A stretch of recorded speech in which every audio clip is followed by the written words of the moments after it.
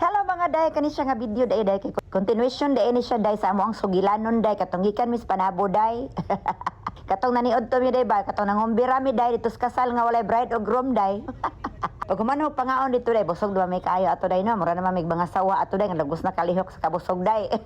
Nilahos na pud mi day. Sus kay ulan-ulan man day mo ni siya dagway sa karsada ron day. Unya kay nakakita man mi og kanang bingkahan na pud day. Kay daghan naman kayog bingkahan dres dapit sa amo day. To the left and to the right naman day ang mga building sa bingkahan day.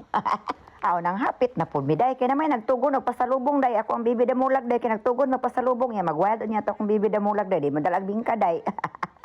Sus kay nahotdan man sila bibingka pinaliki day nga init pa kay namay ni huno nga basta day nga mga ulit pog bingka.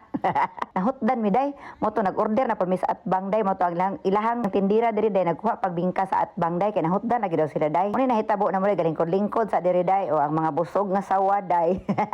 Nagharay-haray pa diha day kay busog pa man kay day. Dugay man pud kay niabot ang bibingka day. While waiting sa ilang bibingka, pinaliki day nga init pa day, na picture taking lang sa media day, nag-video day, nagpusing-pusing day.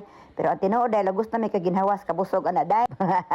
Nindot man po na ilang building picturean day, kay plastada kayo day, ang dako kayo guanang day. O, tanawa dagko kay ngisi day, basta busog day, dagko kay ngisi day.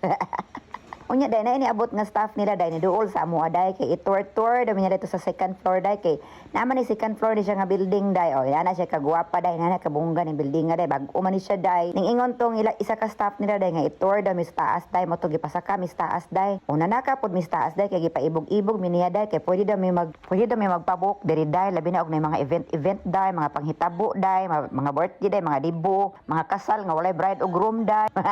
Oh, muni siya day. O ako tanawa ko ang mga Jumega day, lugos na katikang day kay busog kaayo day.